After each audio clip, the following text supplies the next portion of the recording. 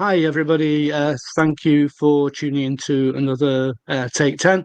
Today we have Robert Zeitz, a global mobility professional I've known for quite some time now, actually. Before we move to Rob, if I just say about Take 10, a little bit about Take 10. Um, it's to get to know the person, the guest on Take 10 a little bit better, icebreakers, so that then when you come to communicate with the guests, then you feel you know them a little bit better, oils the wheels of business. I would like to think. So Rob, thank you so much for coming on Take 10. Means a lot to me. I've known you for some time now, in relatively speaking. I think over the pandemic, and always had such fun. But would you like to introduce yourself a little bit, and then we'll go on to the grueling questions. Appreciate that. Thank you, Richard, for having me. It's great to be on your show, and thanks for just doing the show in general. It's great to meet so many other mobility folks, through your connections. So appreciate that. So my name is Robert Zeitz. I'm based in the United States, in the Boston, Massachusetts area. I've been in the global mobility industry for 10 years with Air Inc., also based in Boston. 1 year of that was doing research for Air Inc., and then the next 9 years was in a client-facing role. I'm currently looking for a new position. But yeah, been almost 10 years in global mobility, which in mobility years is like 30 or 40 years. So yeah. Brilliant. Yeah, no, thank you for that, and we'll come back onto the global mobility side, in a little while. You mentioned Boston. You're from Boston.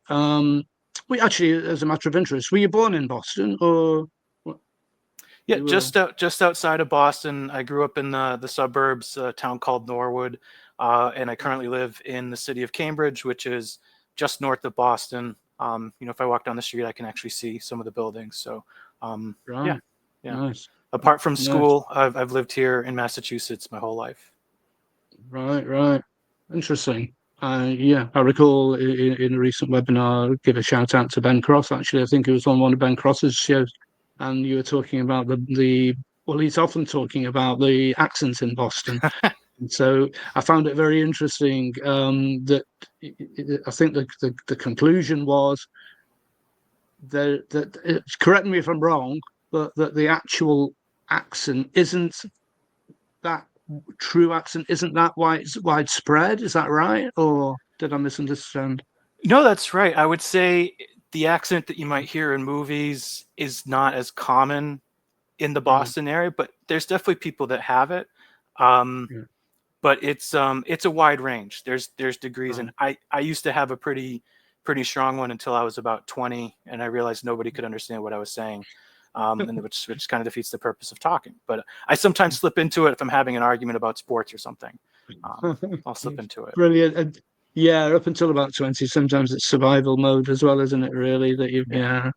yeah. So talking then about Boston. First question: tea or coffee? No, we don't. No hard feelings, but yeah, tea or coffee. Uh, I actually don't really like either. I mean, if the tea is from Long Island, I mean maybe, but yeah, I don't coffee and tea. I guess I'd have to say coffee if I had to pick one. I can Yeah, stand coffee, really. but I don't usually drink either. Do you not? Right. Yeah. Yeah, and you mentioned a certain type of tea there, because I've recently been quite impressed with some tea that I've received from Ireland, and it's absolutely strong as anything.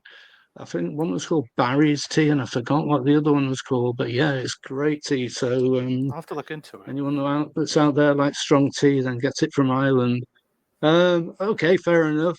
Now, I know you as a very funny, witty person, a very sharp wit. I'm wondering though whether the consumption of it. So, next question: comedy or drama? I gotta go drama. I mean, I love a good laugh, but I knew you'd surprise me.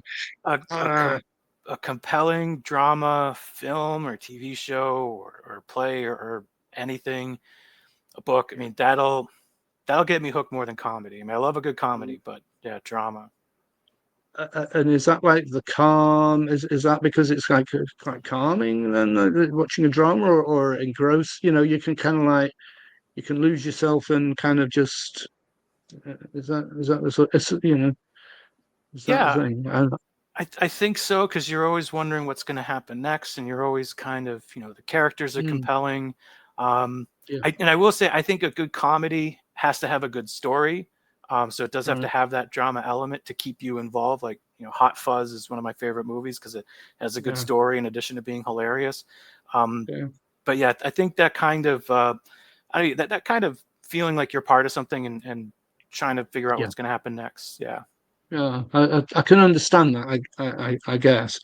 Um, you kind of it reminds me of reading a novel, but I am such a bad. I've studied French and German, and with that literature as well. But I've only ever read books when I've had to read them, and Mhm. so I'm really bad at that escaping myself, and I should probably should have probably learned to do that Yeah. a long time ago. But Audiobooks.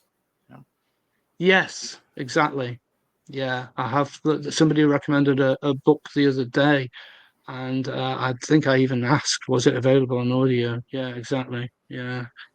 Um, are you a routine person or random, would you say?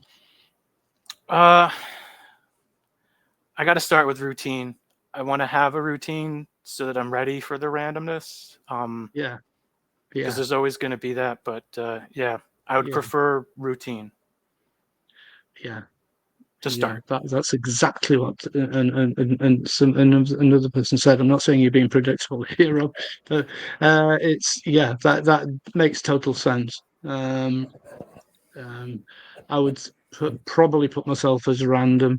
Um, although I like routine as well. I These mean, are tough. unfortunately, when you go on holiday, I don't know about yourself. I go on a holiday, I need the routine for the first 3 days. I'm lost, Hmm. you know.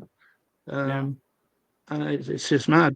Um, now, when I was writing this question, I wasn't too sure because I don't want to get lost talking in areas where I know nothing about baseball or football, and you can tell me anything now because American football I don't know anything about, and baseball. But do you like baseball or football? Um, I got to go with football.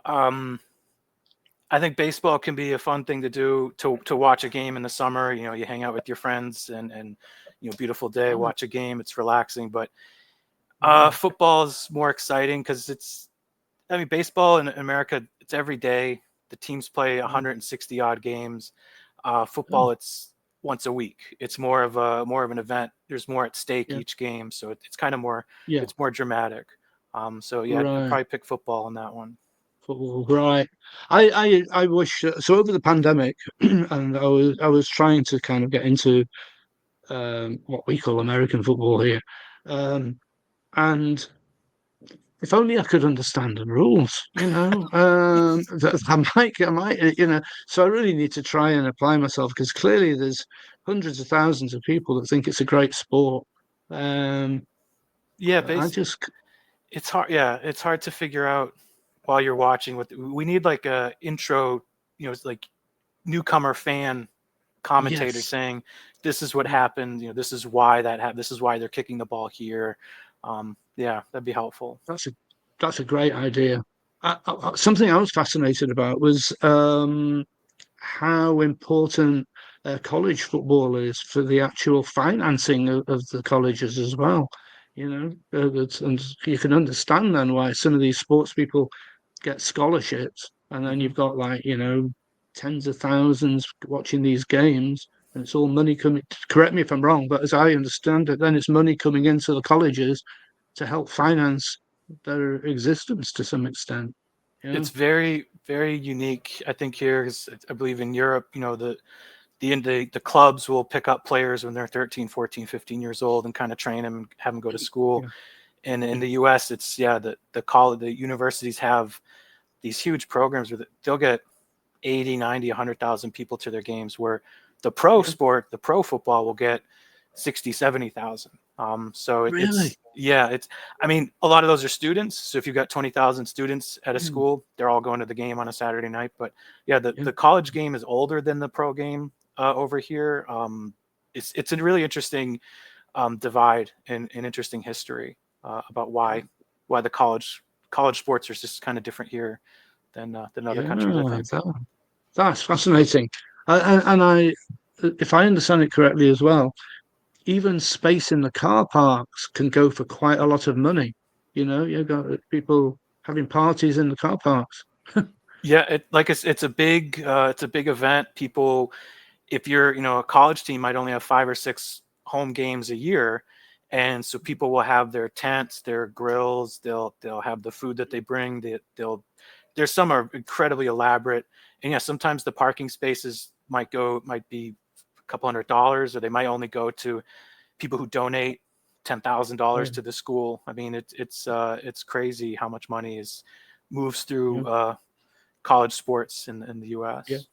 Yeah, indeed. Yeah, no, it's here's a fairly I don't know, philosophical. It's a fairly deep one. This, I think, being alone or in a crowd. I think I know what you're going to say here, but let's see.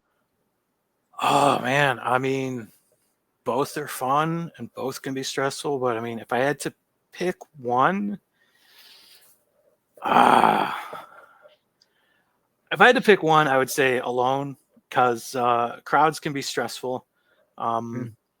They're really fun. It's fun to be part of a group. It's fun to go to a game or a concert. But yeah, when you're on your own, you got a little bit more control over your environment.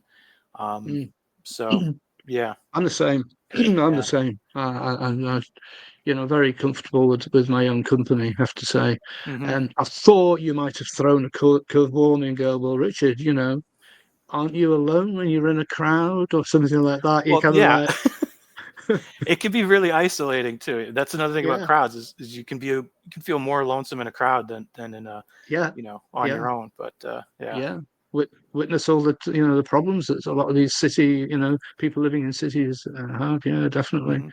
Yeah, but no, I'm with you with that one as well. I'm very, very comfortable with my own company. A misquoted movie. This will probably be the last one actually. Because misquoted movies or mistaken lyrics. Misquoted movies or mistaken lyrics. I would rather people.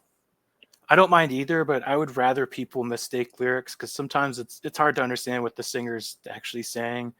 And whereas like misquoted, well, yeah, they're both fine, but like, I would rather somebody mistake a lyric, just because it's I've done it a million times and it's so easy to do it. Yeah. Exactly, and everyone does it, don't they? I think that there are some comedians that have like a routine where they're singing these, or they'll play a song, and then they'll sing what they say it is, and it's just hilarious then, and they'll play it again, and it sounds just like how they've misinterpreted it. The misquoted movies is I think the only one that I've known is Play It Again, Sam. I think isn't that supposed to have been a misquote? I don't think they ever said that. I don't know. That's the Yeah, I only think one. that one, and I think also the badges. We don't need no stinking badges. That's a famous misquote. They don't actually say it that way, but we're just talking about a word or two. But yeah, But I think he never said "Play It Again, Sam." I think in Casablanca, I don't think he actually said it that way. So yeah, or beam me up, Scotty. Kirk never said that in Star Trek. Is that right? He never said it like that. He might have said "beam me up" or "beam us up," but I'm pretty sure he never said "beam me up, Scotty." So they happen. They happen. Yeah, I used that quote the other day. That's quite embarrassing. I'll have to contact that person and tell them. Explain why I'm still here. It's really it's really important. Yeah. Actually, should we ask you one more? Let's have a look. Walk in the park or people watch. They're both they're both things that you do if you're by yourself in some respects, there, aren't they? So they're both great. great on your own, great with someone else, great with a crowd. But I like the Mm, walking in the park. I like moving somewhere, and yeah, um, yeah, I like yeah, the yeah. movement and feeling like you're part of things. So yeah. And what I like walking the park around here, at least, is because I end up just with a stupid smile on my face at the end of it because there are like people walking dogs around, and watch a dog getting let off the lead. I'm not a pet since my childhood, but so I'm not a massive cat or dog or anything particular fan, but watching them getting let off the lead and just racing and having a great time, it's like kids just full of joy, isn't it? It's Yeah. yeah. So that's what I like about in a park. No, okay. Well, thanks for all that, Rob. I mean, it's I know you. In fact, let's have a look there because where's that? Where's it? Can I not? Oh, I can't get the other. Oh, just a moment. Here we go. I know you as a mass producer. I wouldn't say bad jokes. I've laughed my head off at some of the jokes that you've, because just to explain to listeners, I've known Rob primarily from being in the same audience on various webinars, and connected because of that, because you've made such funny and smart kind of comments, and I still remember from a recent one that you actually, because you were on Ben Cross show, weren't you? And you made, I don't know in which context, and I'm sure you wouldn't remember, but there were two lines. One of them was sprucing something up, and another was branching out. And I was thinking, stop it with this kind of. The tree metaphors here. I don't mean literally stop it. I was finding it absolutely hilarious, but but there you go. I vouch for the fact that they're not bad jokes. They're good jokes. But Yeah. yeah. So you found yourself though currently between jobs, as they say. Hmm. Um, a professional listener, amateur writer, mass producer of bad jokes. But would you like to expand on any of those? And in fact, yeah. In fact, how should we approach it? You know, in terms of the work that you'd be interested in going into, I suppose I have two questions really, Rob. Um, where do you see the sector going? If in terms of are there changes? Do you think there's happening in the sector? And I suppose that the second question would be, what's your idea of an ideal role for yourself as a person who professional listener, means great Hmm. at connecting with people. I won't steal all your thunder. Please, you go ahead. The mic's yours. Yeah, sure. I'm trying to remember where those tree jokes came from, but I'm stumped. But anyway, um, I think it was Star. tariffs between the U.S. and Canada on lumber. I think. But Um, yeah, I mean, as far as the industry goes, I think I'm in a position that I think a lot of folks in global mobility are in, where they're looking for a new role, um, and I think it's impossible to not acknowledge that the industry is changing as it should, and I think the industry's well positioned to change and to evolve. I think that's why good global mobility people are where they are, is because they're good at change. Um, they can maintain a routine while the routine is being redefined. I think that's a skill that you'll find, especially in global mobility professionals and the clients I've worked with, and the partner vendors and the people at my former company as well. So yeah, I think it's easy for me to say, yeah, it's changing. I think nobody really is sure where it's going to be. I think it's going to be different for everybody. There's some companies, both on the corporate side and the supplier side, that I think are in a position, they're enabled by their leadership to find that change, to seek it out, and to take it head on. They're at the cutting edge. The change is going to be technology. Again, these are not these are not earth-shattering revelations here, but you're going to see more and more technology. But I think it's going to be trying to maintain a human quality while you're adding technology. I think that's the challenge.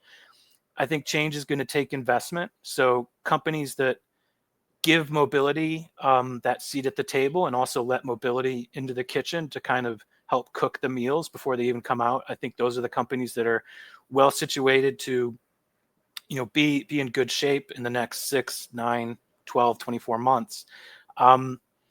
So yeah, but I think individually, an ideal role for me is at a company that, like I just described, that they're pushing change, they're at the cutting edge, they know things are changing, and they have an idea of what the industry is going to be like, but they're flexible enough to, adapt to whatever happens. So if somebody said to me, oh, in 12 months, global mobility is going to look like XYZ, and I'm sure of that 100%, I wouldn't trust them. There's a chance they might be right, but anybody that's that good at predicting things, they should be betting on sports or something like that, or playing the lottery, honestly, or a business that's got more money in it than global mobility. But I think the people that say this is where we think it's going to go, we have a plan to get there, but we know that we're going to be able to adapt. We want to be able to change the plan while things are going on. So that would be my ideal role, whether that's at a supplier where I have a lot of experience with, or in a corporate role. But I will say just one more thing. I think what's really critical is that we not only think about our own jobs and trying to change and improve and evolve, but I think we need to continue to think about elevating our industry as a whole.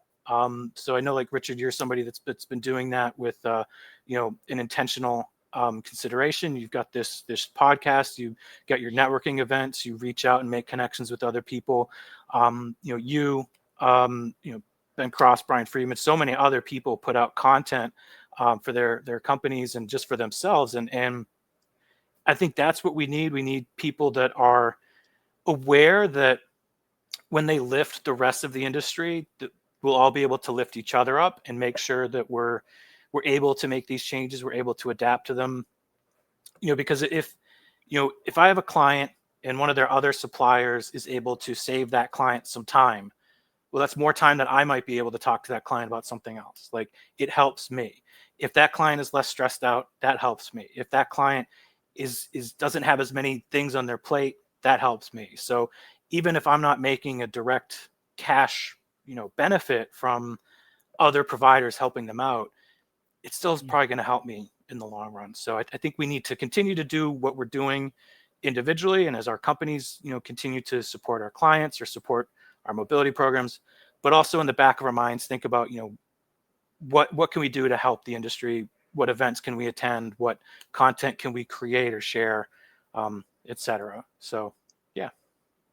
I think that's beautifully put, Rob, if I may say. And thank you for mentioning as well with the networking and what have you. And there are, and like you say as well. So there's Ben Cross, Brian Friedman, who've done great things over the pandemic and through now to today. And I love watching their webinars.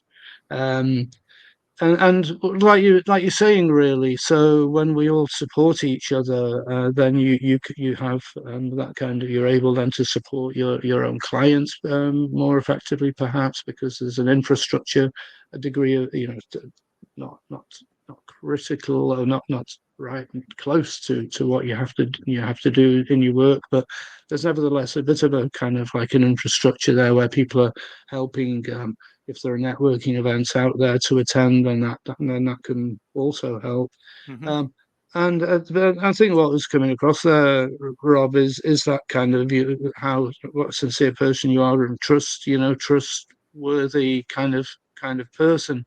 And that's exactly what's needed out there as well, and with the client facing roles as well. You say they're professional listener, and I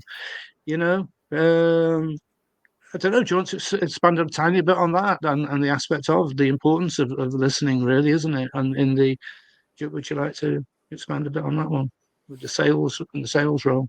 Yeah, absolutely. I mean, I think the stereotypical successful salesperson is someone that's a smooth talker. But I think if you're able to make your prospect or your client feel like the smooth talker, you're probably more likely to make a sale. And also, you're trying to make sales, especially in global mobility. You're trying to make a sale that isn't a one-off thing. You want to keep that relationship going for years and years and years. You want to keep that person. There's only so many global mobility prospects out there. You really can't burn your bridges. You really don't want to, sell somebody something that they don't really need, that isn't going to benefit them, because there's only so many times you can do that and get away with it. So, yeah, I think by listening to make sure that it's the right sale. Should I even be selling to this person? Is this going to help them at all, or is this just going to be, money in my company's pocket? I think that's important. Listening, I think, the phrase active listener, I've been a big fan of ever since I first heard it. It's not just sitting and paying attention. You want to ask questions, clarify that you understood what you're hearing. Again, especially in global mobility, you could be having a conversation with 3 people from 3 different continents, and they might all say the same thing differently, or they might say one thing, or they might say 3 different things, but they all mean the same thing, just based off of their different backgrounds. And you want to, I think one thing I've been thinking about lately is letting the person I'm working with, letting them know what I can get from them that'll help me do my job. So, I feel like telling them what type of information will be helpful to me, what type of context will help me help them, that is a huge thing to do during a relationship, whether it's with the client or whether it's with an assignee or with your business leaders. Letting them know what's going to help you, do the best job for them. Absolutely, that's good. Yeah, good approach. So now we've done the bad jokes, although I'll come back onto that perhaps. But the amateur writer, I'm fascinated about the amateur writing. I'd love to hear about that. Sure. I don't think I've ever technically gotten paid for my writing, so it's still an amateur. But I mean, that was a big part, writing emails, and I used to work on a quarterly webinar, so I'd help write the scripts for that, or I wrote my own bad jokes at least. And so it kind of goes into the mass producer. But so I went to school for screenwriting. I went to film school, and so I've written as part of school and after school. I've written screenplays that nobody's ever bought, and I never really tried to sell them anyway. But nobody would have bought them. But yeah, so I've done that. I used to write a sports blog about sports here in the Boston area. And I've written blog posts for Air Inc., my last company. And I might be starting, I don't know if I haven't had time to really do it, but a film review blog that just, watch a movie and then just write down, a couple of paragraphs about my thoughts on it. Again, haven't really had time to commit to that as much as I'd like to. So, but yeah, I do love to write, keep a journal, write blog posts. So yeah, that's why it's an amateur thing. Nobody's ever paid me for writing. So yeah. That's right, though. I remember now seeing you on a webinar where you were showing great knowledge actually of details of films, and so a blog on films. It's Yeah. amazing. Like you say, sometimes there's just not enough time, not enough hours in the day, are there? But it's great to have those passions, because it's nice to wake up in the morning and to have something that you feel that if you needed to go to use it as a refuge, you could go and do that, and it's not just the same every day sort of thing. Rob, honestly, could talk forever with you, really could. It's been I've really enjoyed you being on Take 10, and sparing the time and sharing those some of those stories.